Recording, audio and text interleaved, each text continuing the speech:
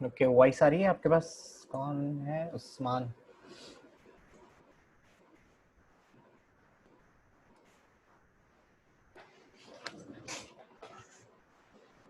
Okay,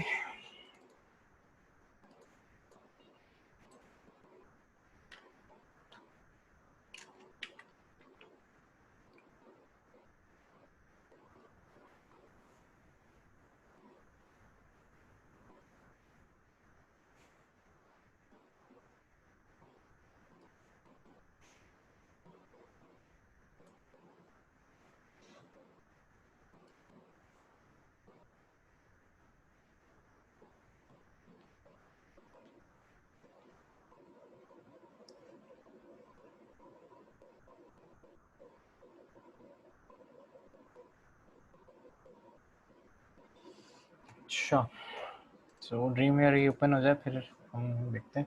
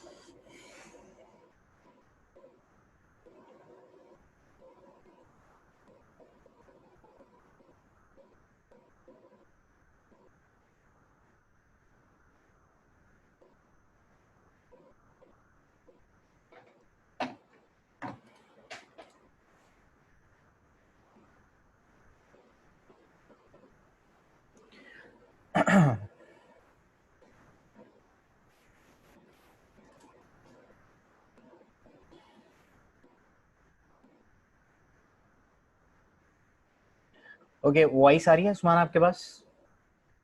मुझे एक बार confirm कर दें।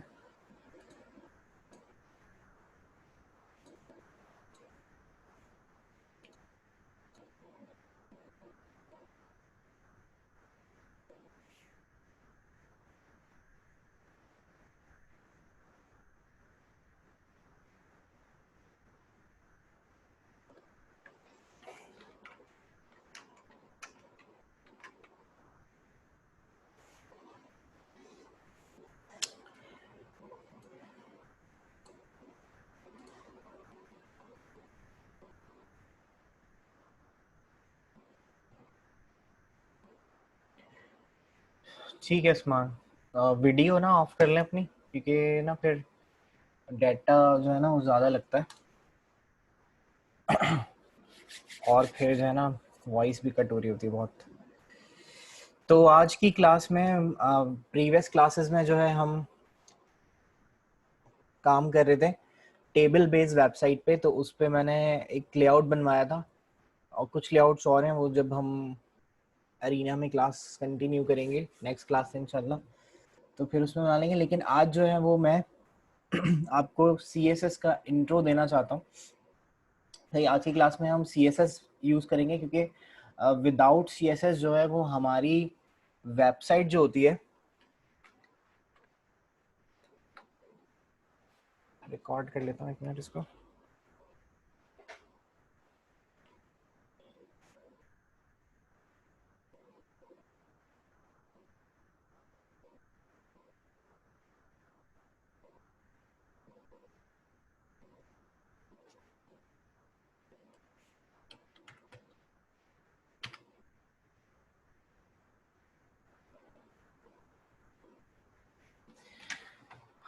ओके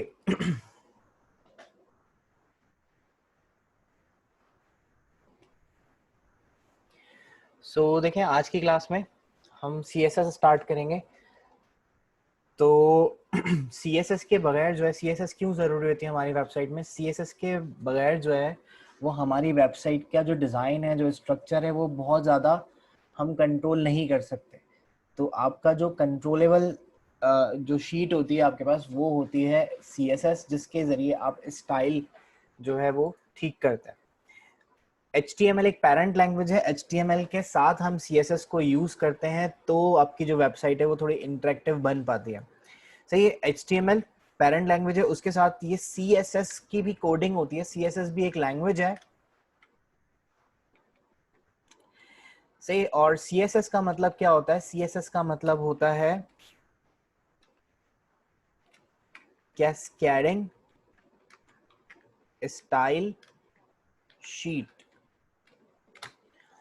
ठीक है। यानी ये ऐसी स्टाइल शीट होती है जो आपकी जो कोडिंग है उसको तरतीब से रख सकती है, या जो डिज़ाइन है आपका उसको तरतीब से रख सकती है।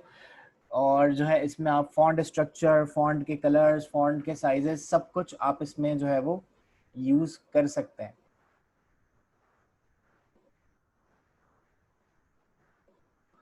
आ जाए हमजा जल्दी से। वॉइस आ रही है हमजा?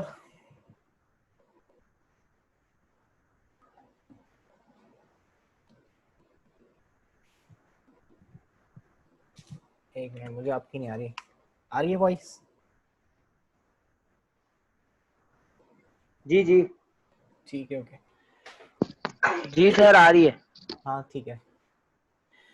सो ये जो CSS लैंग्वेज होती है, ये मैंने अभी आपको बताया कि जो स्टाइल शीट्स होती हैं हमारे, वो CSS कहलाती हैं। और स्टाइल शीट का क्या काम है कि वो आपके साइजेस डिफाइन कर सकते हैं, आप उसमें कलर्स डिफाइन कर सकते हैं, आप उसमें बॉर्डर्स, कोडिंग, कौन सी चीज़ कहाँ रखनी है, वो सब कुछ, मार्जिन, पैडिंग, सब कुछ आप इसमें डिफाइन कर सकते हैं। बेसिकली इस तरह समझ लें जैसे ये वेबसाइट का जो है वो एक, समझ लें ब्यूटी सैलून है ये एक वेबसाइट का। अगर ये आप किसी भी वेबसाइट से हटा देंगे तो आपकी वेबसाइट सिर्फ टेक्स्ट और जो तस्वीरें और लिंक से बस वो रह जाते हैं, स्टाइलिंग सारी जो है वो ख़त्म हो जाती है। तो स्टाइलिंग जो है वो पूरी की पूरी स्टाइलिंग आपकी CSS लैंग्वेज जो है वो कंट्रोल कर रही होती है। तो ये बहुत आसान सी है और बहुत मज़े की होती है ये काम करने के लिए। ठीक है, पहली बात तो ये कि इसकी कुछ टाइप्स हैं, ये एक तरह की नहीं होती है, 3 तरह की होती है। ठीक है, फर्स्ट, सेकंड एंड थर्ड, 3 तरह की CSS होती है। पहली टाइप जो CSS की होती है उसको हम कहते हैं इनलाइन CSS। दूसरी टाइप जो होती है वो कहलाती है इंटरनल और एम्बेडेड CSS। या तो इंटरनल कहीं पे नाम आपको मिलेगा या इसका नाम मिलेगा आपको एम्बेडेड CSS। और इसी तरह से जो तीसरी होती है जो सबसे ज्यादा हम यूज करते हैं वो होती है एक्सटर्नल CSS। ठीक है, डिफरेंस क्या है देखें, ये लगती है टैग के अंदर, ये टैग बेस्ड CSS होती है। इसी तरह से ये लगती है पेज के अंदर। जैसे अगर आपकी वेबसाइट में 10 पेजेस हैं तो अगर आप इंटरनल CSS लगाएंगे तो आपको 10 दफ़ा एक इंटरनल CSS हर पेज में एक एक दफ़ा लगानी पड़ेगी। तो ये आपके पेज बेस्ड होती है। हम तीनों ही तरह की पढ़ेंगे, पहले मैं जो है वो इन लाइन से शुरू करते चलें। और तीसरी जो होती है ये वेबसाइट बेस्ड होती है। पूरी वेबसाइट के लिए आप एक दो जितनी भी लगाना चाहें, यानी अगर आपकी वेबसाइट में 1000 पेजेस भी हैं तो अगर आप उसकी 3-4 CSS भी बना लेते हैं, एक भी काफ़ी होती है वैसे, लेकिन जब कोड ज़्यादा हो रहे हैं, पेजेस ज़्यादा हो रहे हो तो डेवलपर्स ये करते हैं कि फिर वो मजीद CSS बनाते हैं। तो ये वेबसाइट बेस्ड होती है, ये पेज बेस्ड होती है और ये टैग बेस्ड होती है। यानी अगर आपको पूरे पेज में से कोई एक टैग की प्रॉपर्टीज चेंज करनी है तो आप इनलाइन CSS लगा देंगे। अगर आपके पास 10 पेजेस हैं, जैसे लाइक आप फेसबुक चलाते हैं तो फेसबुक के पेजेस होते हैं। अब सपोज जैसा मेरा पेज नजर आता है, जो स्टाइल मेरे पेजेस का नजर आ रहा है वो आपके पेजेस का भी वैसे ही नजर आता है। इसी तरह से जो है वो समझ लें करोड़ों की तादाद में वहां पर फेसबुक पे यूजर्स मौजूद है, सबके पेजेस वैसे ही कलर्स में नजर, सिर्फ सबका कंटेंट अलग अलग है, नाम अलग है, तस्वीरें अलग हैं, लेकिन स्ट्रक्चर सबका जो फेसबुक का है वो सेम रहता है। सही, फेसबुक के लोगोज, आइकन्स, लाइक का आइकन, कमेंट का आइकन, शेयर का आइकन, सबके पास वो एक ही तरह का नजर आता है। लेकिन अगर सपोज फेसबुक वाले चाहते हैं कि कोई स्पेशल बंदा है, ऐसे कोई सेलिब्रिटी है या खुद मार्क जुकरबर्ग है, उसका अपना जो पेज है वो रेड कलर में, सही, सबका ब्लू नजर आ रहा है लेकिन वो चाहता है कि मेरा जो पेज है वो रेड कलर से होना चाहिए, तो वो क्या करेगा, इस वेबसाइट की जो पेज बेस्ड CSS वो लगा के और उसको चेंज कर दे, यानी वो पूरे 1000 पेजेस में से किसी एक पेज को चेंज करना चाहता है तो वो सिंपल पेज बेस्ड जो CSS होगी वो लगा के और आप एक पेज को कंट्रोल कर सकते हैं। ये वाली जो CSS होगी ये पूरी वेबसाइट कंट्रोल हो रही थी, इससे पूरा पेज आप कंट्रोल कर सकते हैं सेकंड वाले से, और इससे आप जो टैग है उसको आप यूज कर सकते हैं। ठीक है, तो ये हम लगाएंगे तो आपको समझ में आएगा कि किस तरह से यूज करते हैं। एक बात ये कि 3 टाइप्स की आपके पास CSS होती है, तीनों को लगाने का तरीका अलग अलग होता है। सही, तीनों को लगाने का तरीका क्या क्या होता है वो भी मैं बता दें। टैग के अंदर लगती है तो ये लगती है एज इन एट्रीब्यूट, जस्ट जहां पर आप टैग में एट्रीब्यूट्स लगाते हैं, एट्रीब्यूट्स हमने पहले पढ़े थे, तो जहां पर आप एट्रीब्यूट्स लगाते हैं वहां लगेगी। अच्छा, इस तरह ये पेज में लगती है तो ये आपकी लगेगी इनसाइड हेड टैग, जो हेड वाला टैग होता है उसके अंदर जाके ये लगती है। ठीक है, टैग नहीं, हेड वाला जो एरिया होता है उसमें लगेगी। और इसी तरह से जो एक्सटर्नल CSS होती है वेबसाइट से ही बाहर होती है, outside the website but linking inside head section. सही है, वैसे तो आप कहीं पर भी लिंक करवा सकते हैं, लेकिन हम क्या करते हैं, इसका जो लिंक है, क्योंकि अगर वेबसाइट से बाहर है तो वेबसाइट को कैसे पता चलेगा कि ये वाली CSS उठानी है, तो उसके लिए फिर हम लिंकिंग करते हैं और उसका जो कोड होता है वो हम हेड सेक्शन में रखते हैं, लेकिन ये होती वेबसाइट के बाहर। तो ये इसका वेबसाइट से सिर्फ कनेक्शन होता है, आप उसको एडिट बाहर से जाके करते हैं। ठीक है, सो ये मैंने 3 चीजें आपको बताई, 3 टाइप्स की CSS होती है। उसके बाद हम देखते हैं कि इसका सिंटेक्स क्या होता है। सिंटेक्स बहुत आसान है, बहुत मजे का सिंटेक्स है। तो सिंटेक्स ये होता है कि भाई मैं एक्सटर्नल और इंटरनल का भी जो वो है क्या कहते हैं सिंटेक्स, वो मैं बता रहा हूँ आपको। सही है, इंटरनल का जो इन लाइन होती है उसका जो है वो आसान होता है, समझ में आ जाएगा आपको। देखिए, सबसे पहले आपको टैग नेम बताना है CSS को। सही है, कौन से टैग पे काम कर रहे हैं, लाइक टैग नेम कह लें या जो है रेफरेंस नेम कह लें।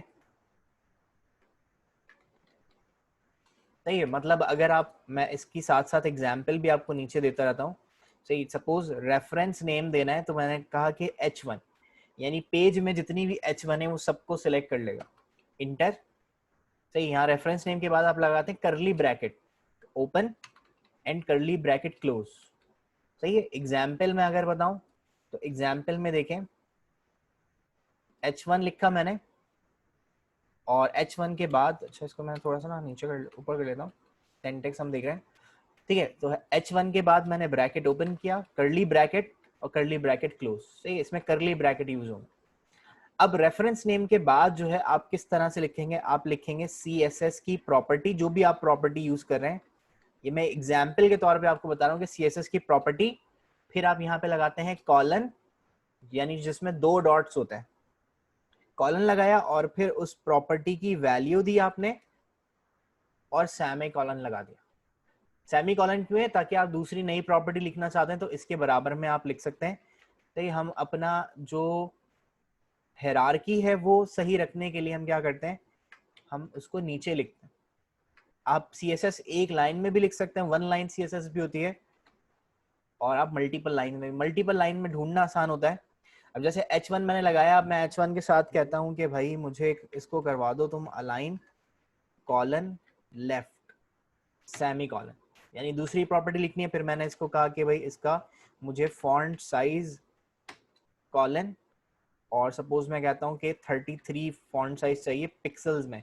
CSS में यूनिट बताना जरूरी है, अगर आप यूनिट नहीं बताते, क्योंकि देखें यूनिट जो वेब में यूज होते हैं वो बहुत सारे होते हैं, जैसे आपके पास पिक्सल का यूनिट होता है, इसी तरह परसेंटेज का पैरामीटर होता है, इसी तरह से जो है वो आप और भी लाइक EM यूज होता है, तो ये भी आप यूज कर सकते हैं। तो अगर आप नहीं बताएंगे तो वो कभी परसेंटेज में, मोस्टली जो है वो परसेंटेज में चीजों को ले रहा होता है, तो अगर आप ये बताएंगे नहीं तो वो अप्लाई भी नहीं करेगा, मतलब आप यूनिट नहीं लिखेंगे अगर किसी भी प्रॉपर्टी के साथ तो वो अप्लाई नहीं करेगा। ठीक है, अगेन मैं आपको बता दूं कि ये मैं सिर्फ देखने के लिए, आसानी के लिए हम इस तरह से CSS को लिखते हैं, वरना हम CSS को एक लाइन में भी लिख सकते हैं, मतलब H1 ब्रैकेट ओपन इस तरह से और इस तरह से, तो ये भी CSS यूज हो सकती है और ये वाली भी यूज हो सकती है। सही।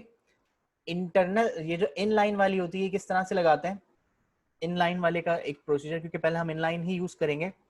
तो मैं सबसे पहले यहाँ पे ड्रीमवेयर में जाता हूँ, ये मैंने अपने कंप्यूटर में पहली मरतबा ओपन कर रहा हूँ। तो ये पूछ रहा है आपसे, ये नया वाला वर्जन है बाय द वे, पता नहीं कौन सा, 2017 का वर्जन है। और ये पूछ रहा है कि fast for designer to code. सही। तो ये कह रहा है आप जो है वो ड्रीमवेयर पहले चला चुके हैं या नहीं। अगर मैं नो कर दूंगा तो ये थोड़ा आसान तरह से, और फिर ट्यूटोरियल्स भी देगा साथ में कि ये चीज़ यहाँ से होती है, ये चीज़ यहाँ से होती है। तो मैं कहता हूँ मैंने यूज़ किया हुआ, तो मैं यस आई हैव। तो अब ये पूछ रहा है कौन से कलर का चाहिए, जो आप अरीना में यूज़ कर रहे थे वो वाइट कलर का ही आपको नज़र आता है, उसको भी हम चेंज कर सकते हैं, बट मैं यहाँ से ब्लैक ले लेता हूँ तो ये ज़्यादा अच्छा लगेगा, और इससे जो है वो आंखों पे जो है ना असर भी ज़्यादा नहीं पड़ता।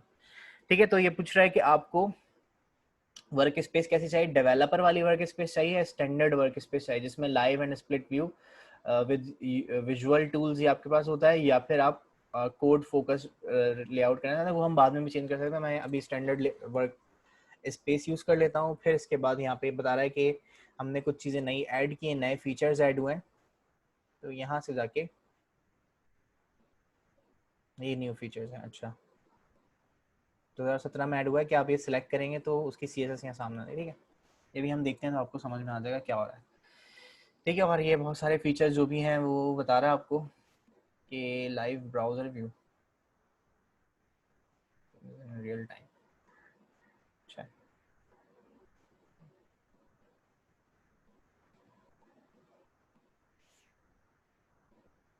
सही है। मैं भी जो है अभी समझ लें मैं 2015 यूज़ करता था, तो अब ये चीज़ें आई हैं, नहीं तो ये पता चल रहा है। सही। ठीक है। सो ये सेट हो गया, गेट स्टार्ट मैंने किया, और यहाँ पे मेरे पास कोई पेज नहीं है काम करने के लिए, तो मैं फाइल में जाता हूँ, न्यू किया, HTML चाहिए। HTML के बगैर CSS कुछ नहीं कर सकती। जब तक आपके पास कोई वेबसाइट नहीं होगी तब तक आप उसकी स्टाइलिंग नहीं कर सकते। तो वेबसाइट पहले आपको बनाना HTML ही पड़ेगा, उसके अंदर फिर हम CSS लगाएंगे। तो मैं यहाँ पर इसका नाम रख देता हूँ CSS इनलाइन। तो ये पहले हम इनलाइन वाली यूज़ करते हैं, और इसको मैं कर देता हूँ क्रिएट।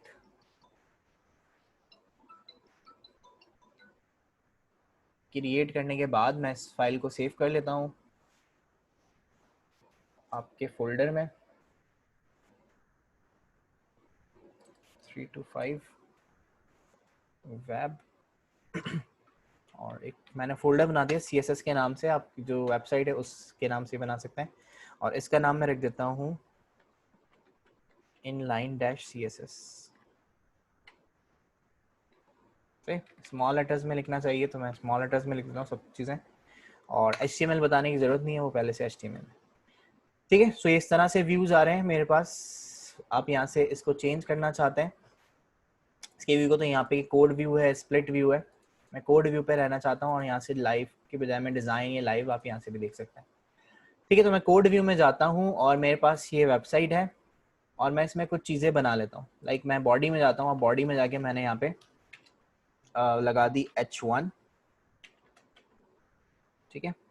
और इसी तरह से इसके अंदर जाके मैं टाइप कर देता हूँ पाकिस्तान जिंदाबाद।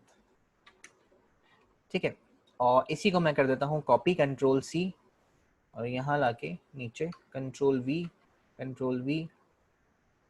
सही है। और मैं इस लाइन पे क्लिक करेंगे तो लाइन सेलेक्ट हो जाती है, Ctrl+C Ctrl+V।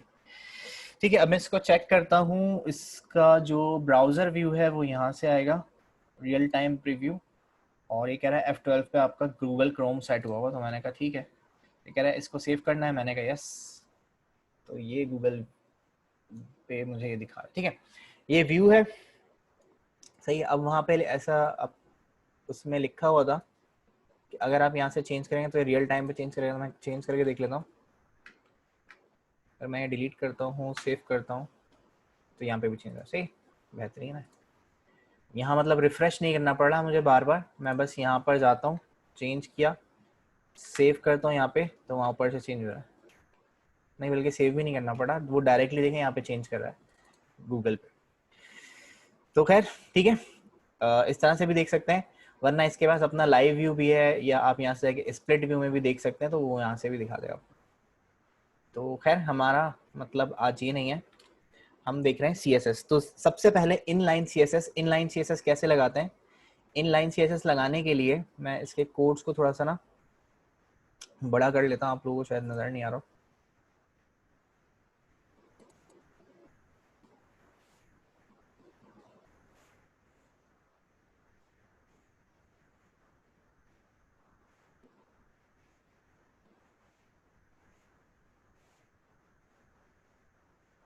सही है, मैंने लार्जेस्ट करके अप्लाई करवा दिया तो ये बड़े होगा। सही है।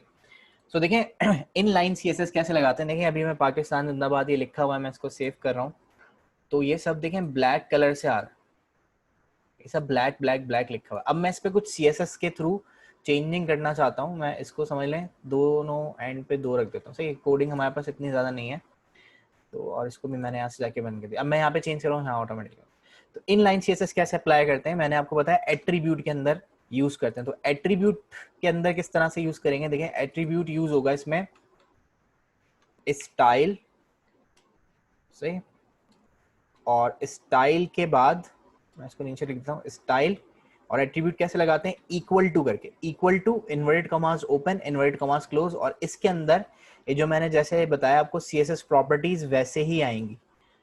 ठीक है, अब CSS प्रॉपर्टीज कैसे याद करेंगे वो आपको यहाँ ड्रीमवेयर लिखे हुए भी दिखाता है, और याद भी आपको होनी चाहिए। अभी हमारे पास कुछ हमें याद नहीं है कि आप पहली मरतबा पढ़ रहे हैं, तो इसलिए मैं यहाँ पर इसी की हेल्प लेता हूँ। तो मैंने यहाँ से जाके लिखा है स्टाइल, ठीक है, तो ये स्टाइल का क्या है, ये एट्रीब्यूट क्या आ रहा है, इंटरप्रेस किया, इक्वल टू इन्वर्ट कमास खुद लगा दी। अब देखेंगे A to Z सब जो है वो सॉर्ट हुई हुई है, और यहाँ पर आपको ये नया वर्जन है तो इसमें बता रहा है कि CSS बैकग्राउंड एंड बॉर्डर्स और ये सब इसकी प्रॉपर्टीज हैं। तो मैं यहाँ पे जाके कहता हूँ कि मुझे सबसे पहले क्या करना है, इसका फॉन्ट का कलर चेंज करना है। अब फॉन्ट के कलर के लिए क्या करते हैं, देखें यहाँ पर फॉन्ट कलर के नाम से कोई प्रॉपर्टी नहीं होती।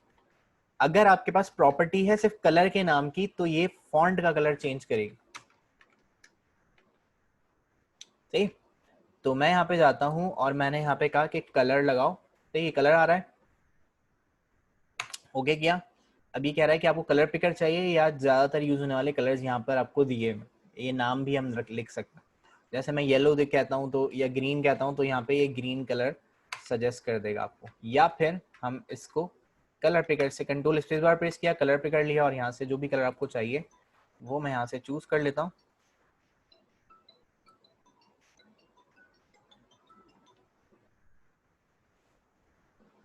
ठीक है, सो ये मैंने पिक कर लिया, एंड देन यहाँ पर ये ग्रीन हो गया, पाकिस्तान जिंदाबाद। ठीक है, अच्छा इसी तरह से अगर मुझे फॉन्ट चेंज करना है, तो फॉन्ट चेंज करने के लिए मैं यहाँ पर जाता हूँ, सेमी कॉलन मैंने यहाँ पे लगाया, यानी एक और प्रॉपर्टी मुझे लगानी है, तो मैंने सेमी कॉलन लगाया और मैंने यहाँ पे जाके चेंज कर दिया फॉन्ट स्टाइल। अब मैं फॉन्ट का स्टाइल चेंज करना चाहता हूँ, देखिए यहाँ पे फॉन्ट स्टाइल की प्रॉपर्टी मौजूद है। अब फॉन्ट स्टाइल क्या होता है कि यहाँ से आप नॉर्मल ले सकते हैं, इटैलिक ले सकते हैं, या ऑब्लिक ले सकते हैं। तो मैं नॉर्मल रख लेता हूँ इसको, तो या नॉर्मल पहले से होगा तो मैं कंट्रोल स्पेस बार, इसको इटैलिक कर देता हूँ। ठीक है, अच्छा इसी तरह अगर आपको फॉन्ट का जो नेम है वो चेंज करना है, तो उसके लिए फिर हम क्या करते हैं, यहाँ पे हम लगाते हैं फॉन्ट फैमिली की प्रॉपर्टी। फॉन्ट फैमिली लगाई और यहाँ पे डिफरेंट टाइप्स की फॉन्ट फैमिलीज आ रही हैं, मैं इसमें से लेता हूँ COUI। तो ये अभी वो फॉन्ट्स हैं जो वेब सेफ फॉन्ट्स हैं, जो सब सपोर्ट करते हैं सारे ब्राउजर्स। तो यहाँ पर देखें ये चेंज हो गया इनटू COUI। वैसे तो ये पूरी लाइब्रेरी है, देखें 3 4 5 फॉन्ट्स के नाम ये लिखे हुए हैं। तो 3 4 फॉन्ट जो है ये मतलब एक नहीं मिलता तो दूसरा वाला, मतलब एक ब्राउजर अगर एक फॉन्ट को सपोर्ट नहीं कर रहा तो दूसरा सपोर्ट करेगा, वरना फिर तीसरा, और इस तरह से।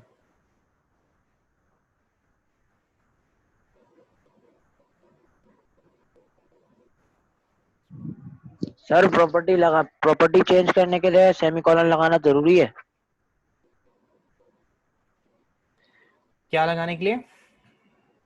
प्रॉपर्टी चेंज करने के लिए, प्रॉपर्टी नेक्स्ट हाँ, प्रॉपर्टी लगाने के लिए। सेमी कॉलन, जो सेमी कॉलन है ना, ये जो सेमी कॉलन है जी। ये बता रहे, जैसे आप कोई सेंटेंस लिखते हैं इंग्लिश में, तो आपको एक सेंटेंस के बाद दूसरा लगाना होता है, तो आप क्या करते हैं, जी, कॉमा लगाते हैं ना, तो इसी तरह यहाँ पे सेमी कॉलन लगाना है। ठीक है।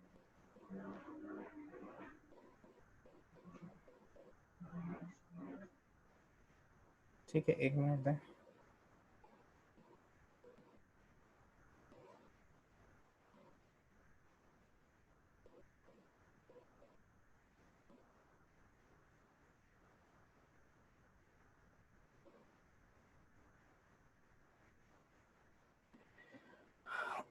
ओके, ठीक है।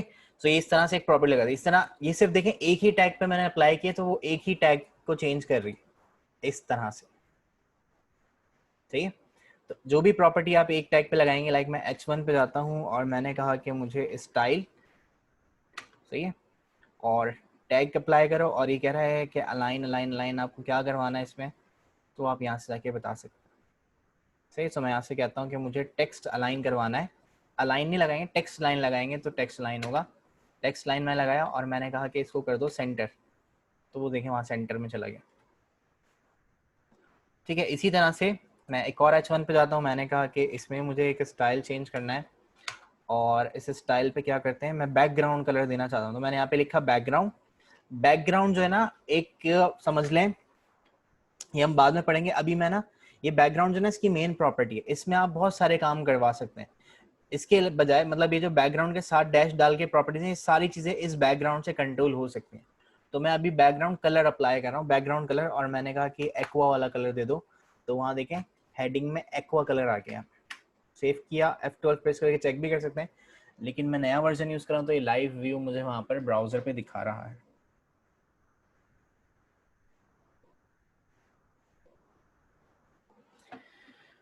ठीक है, सो इस तरह से ये प्रॉपर्टीज आ गए। ठीक है, क्लियर है। तो ये थी टैग वाली यानी इनलाइन CSS वाली प्रॉपर्टीज। इसमें यहाँ से इनलाइन CSS यूज हुई है, जो कि टेस्ट, जो कि टैग्स बेस्ड होती है। सही, कोई सवाल आप दोनों में से किसी का यहाँ तक, क्योंकि एक नई चीज है तो उसको थोड़ा थोड़ा करके पढ़ेंगे। मैं इसको अगर फुल स्क्रीन करता हूँ, तो ये कुछ इस तरह से हमने लगाया है। फॉन्ट मैं यहाँ से थोड़े कम कर लेता हूँ, बस सी को UI यहाँ तक रख लेता हूँ, एक ही फॉन्ट मैंने दे दिया। सेव करके चेक कर लेता है, कोई मसला तो नहीं आ रहा।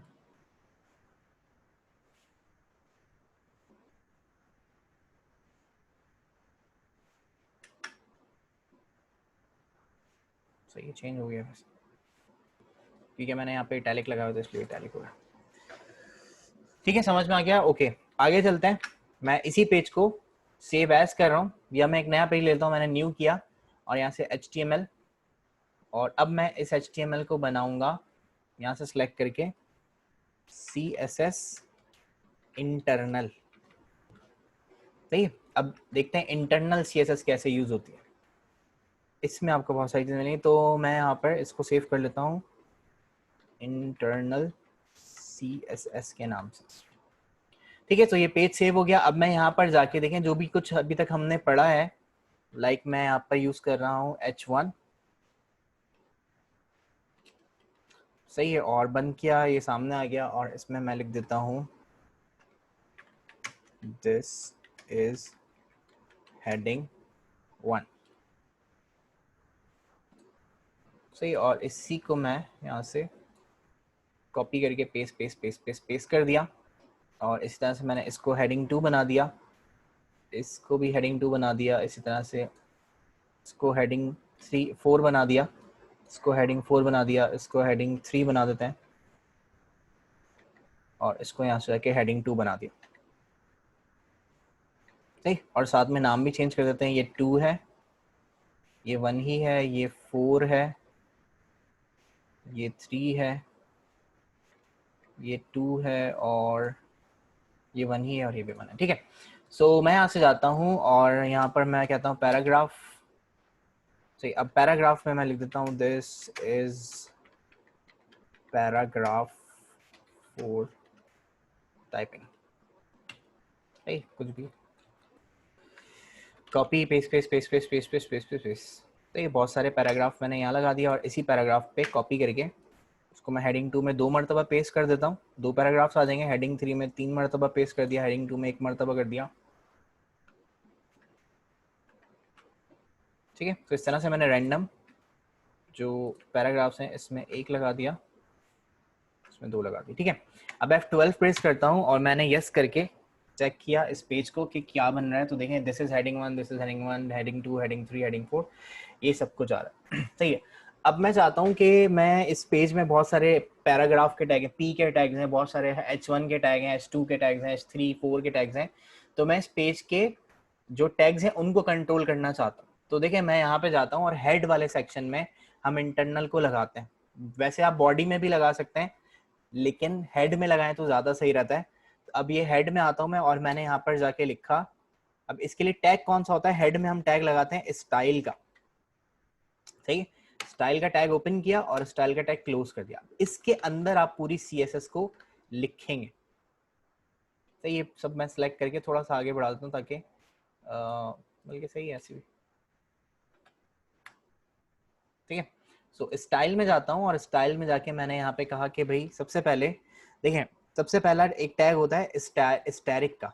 स्टैरिक मतलब शिफ्ट 8 या स्टार, स्टार को कहते हैं, सही। यहाँ पे मैं CSS का कमेंट लगा रहा हूँ, कमेंट अभी तक हमने नहीं पढ़े, हाँ HTML में नहीं पढ़े।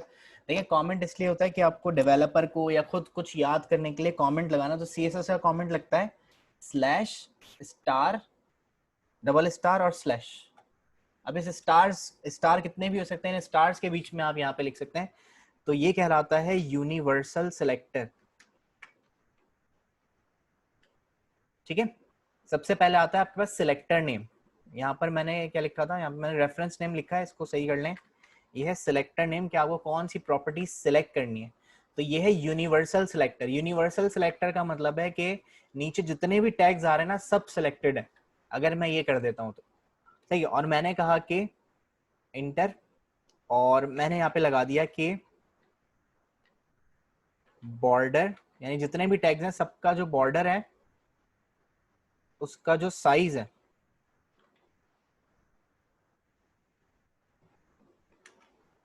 Control space bar, border radius style top with, अच्छा बॉर्डर विद जो है वो मैंने कही कि मीडियम हो। उसके बाद मैंने कहा जो बॉर्डर का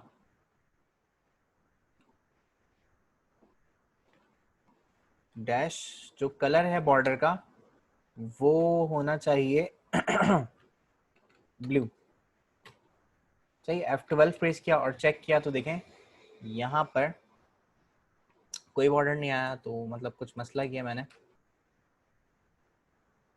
बॉर्डर का स्टाइल नहीं दिया आई थिंक। तो बॉर्डर स्टाइल देंगे, डैश स्टाइल, कि आपको सॉलिड बॉर्डर चाहिए या कैसा बॉर्डर चाहिए। तो यहाँ से जाके मैंने कर दिया सॉलिड। तो ये डिफरेंट डिफरेंट स्टाइल्स हैं, बस वो सॉलिड स्टाइल दिया मैंने, तो यहाँ पे सॉलिड बॉर्डर देंगे। जितनी प्रॉपर्टीज देखें बॉडी पे भी आ रहा है, बॉडी पे भी बॉर्डर है आपके, जो CSS है उसके अंदर जो मैंने लगाया था यूनिवर्सल सिलेक्टर। तो हेडिंग में भी बॉर्डर आ गया, पैराग्राफ में भी बॉर्डर आ गया, इस हेडिंग में भी बॉर्डर आ गया, इस पैराग्राफ में बॉर्डर आ गया। तो इस तरह से हर एक चीज उससे कंट्रोल हो रही है इस स्टैरिक से। इसमें वैसे हम बॉर्डर्स वाली प्रॉपर्टीज नहीं लगाते हैं। इसमें हम कौन सी प्रॉपर्टी लगाते हैं, इसको मैंने डिलीट किया। इसमें हम लगाते हैं मोस्टली मार्जिन, क्योंकि मार्जिन जो ना कुछ टैग्स होते हैं, जैसे अभी आप देखें H1 में, यहाँ से मैं जाता हूँ तो देखें ये मार्जिन है, जो गैप आ रहा है बीच में ये मार्जिन से कंट्रोल हुआ हुआ है। तो मैं यहाँ पर जाके यूनिवर्सल सिलेक्टर से कहता हूँ कि कहीं पर भी अगर मार्जिन आ रही है बाय डिफॉल्ट तो उसको 0 कर दो।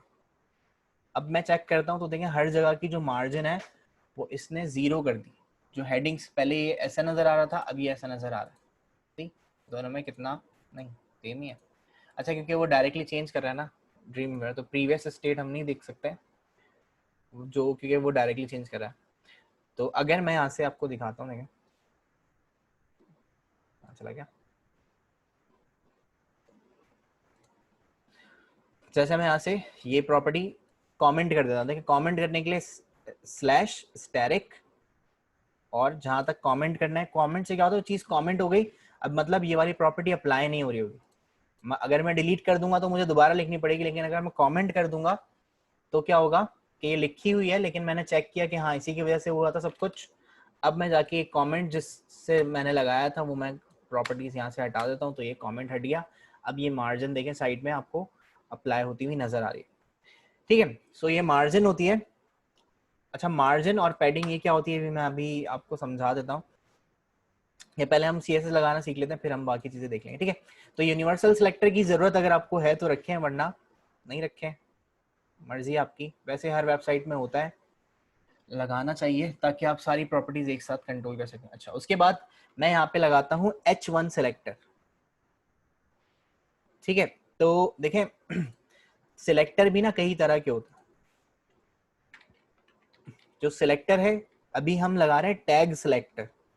एक मैंने आपको बताया यूनिवर्सल सिलेक्टर, वो कोई टैग नहीं था, लेकिन वो सारे टैग्स को सिलेक्ट कर लेता है, तो this is called universal selector. उसके बाद होता है टैग सिलेक्टर, जो भी आप टैग्स लगा रहे हैं उससे भी आप कॉल करवा सकते हैं। इसी तरह से टैग के बाद आपके पास होते हैं, अभी हम आगे पढ़ेंगे इंशाल्लाह, आईडी सिलेक्टर, और इसी तरह से होते हैं क्लास सिलेक्टर्स। इसी तरह से एक होते हैं कॉम्बिनेटर सिलेक्टर्स, सही। तो ये एक एक करके हम चीजें पढ़ेंगे। यूनिवर्सल सिलेक्टर मैंने आपको बता दिया कि आप जो है वो अगर स्टैरिक लगा देते हैं तो वो यूनिवर्सल सिलेक्टर है। टैग सिलेक्टर क्या होगा कि आप उस टैग का नाम लिखेंगे। ये H1 मैं चाहता हूँ इसमें जितने भी H1 लगे हुए सब पे काम हो। अभी मैं टैग से जो हमने इनलाइन वाली CSS पढ़ी थी उसमें हम एक एक टैग को जाके बता रहे थे ना, अब जो है वो मैं क्या कर रहा हूँ, मैंने कहा जितने भी इस पेज के अंदर वो है H1 है, उन सबके जो कलर है वो रेड हो जाए। तो मैंने यहाँ पे जाके रेड या कोई भी कलर आप अपनी मर्जी से लिख सकते हो। देखें इस पेज में जितने भी H1 थे सब रेड हो गए। इसी तरह से मैं कहता हूं कि जितने भी H2 हैं उनके कलर जो है, कलर का मतलब टेक्स्ट का कलर, सही है, उनके कलर मैंने कहा कि वो येलो हो जाए। तो देखें जितने भी H2 थे सब येलो, येलो नजर नहीं आ रहा, तो मैं इसको कर देता हूँ टील कलर है, हाँ टील कलर कर दिया।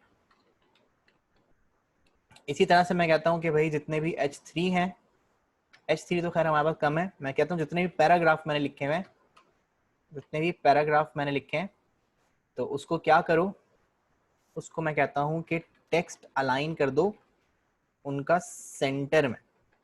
तो देखिए सारे पैराग्राफ जो है वो सेंटर लाइन होगा। इसी तरह से मैं कहता हूँ जितने भी पैराग्राफ्स हैं उनका क्या करो, उनका फॉन्ट साइज बढ़ा दो।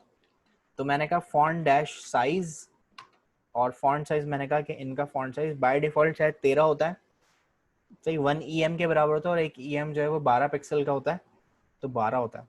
तो मैंने इसका कहा कि 18 px का जो साइज है वो कर दो। तो देखिए सारे पैराग्राफ्स जो हैं, जितने भी पैराग्राफ्स हैं वो सब चेंज हो रहे हैं, सही है। तो इस तरह से ही क्या किया मैंने, टैग्स को सिलेक्ट किया, टैग सिलेक्टर मैंने कॉल किया कि भाई मुझे इस वाले टैग का काम है, और उस टैग पे जो है वो ये काम कर रहा है।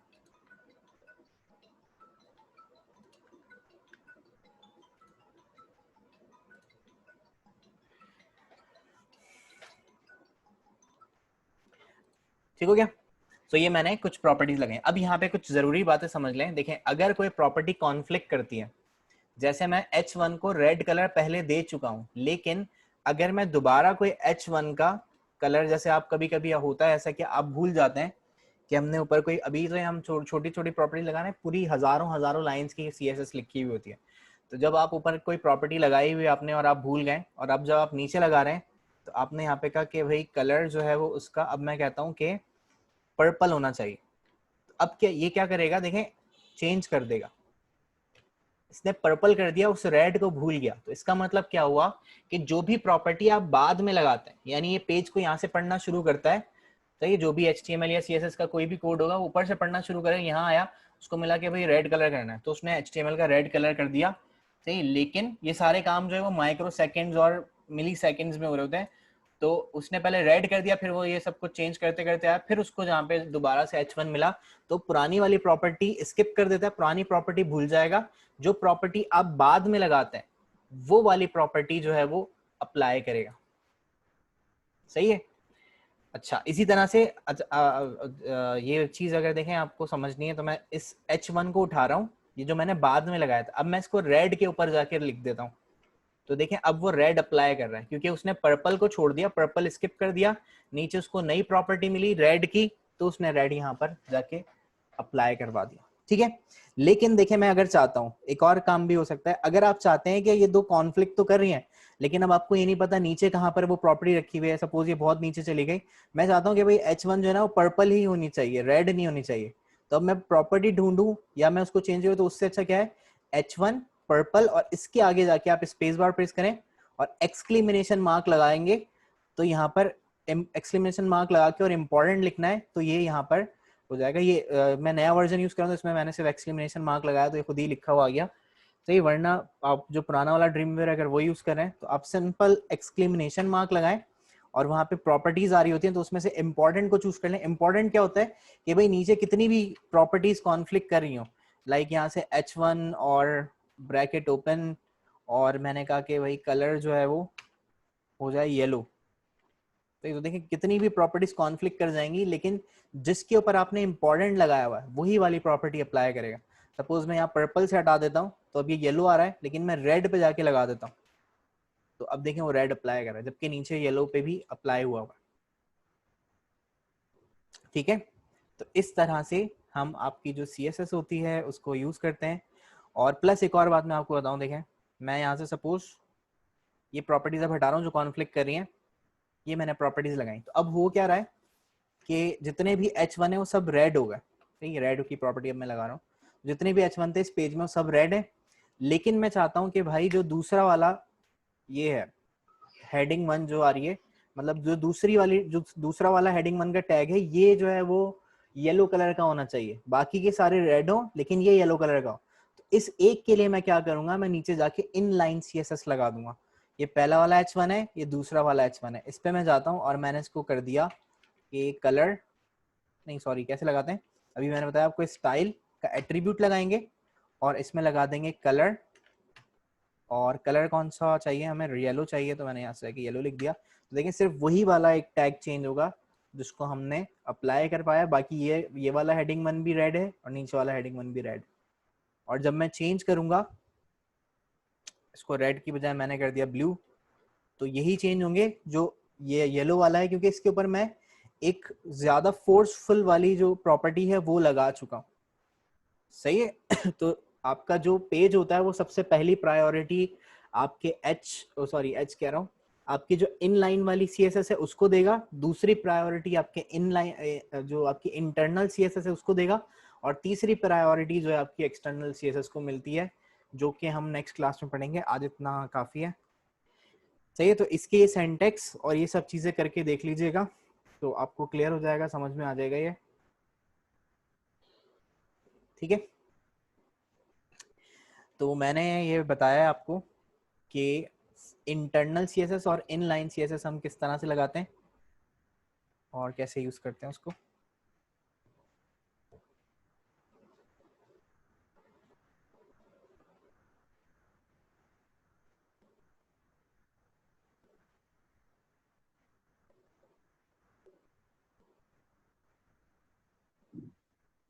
कोई क्वेश्चन तो पूछ लें इसमें से। ये मीटिंग ना 2 मिनट के बाद एंड होने वाली है वैसे, अगर कोई क्वेश्चन है लंबा तो फिर रिज्वाइन कर लेंगे।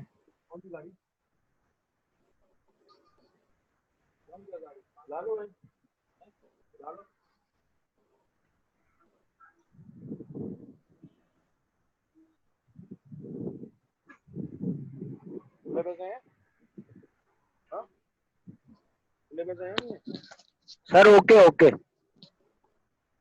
ठीक है उस्मान, आप बताएं, लेकिन ये प्रैक्टिस कर लीजिएगा, विदाउट प्रैक्टिस समझ में नहीं आएगी आपको। ये मैं वीडियो शेयर कर लेता हूँ, वो वीडियो देख लीजिएगा, अगर कुछ प्रॉब्लम हो देन फिर। Okay okay sir. ठीक है उस्मान, हाँ हम सब ठीक है, मैं आपको तो समझ गया उस्मान की। ठीक है, ओके, ठीक है, अल्लाह हाफिज़।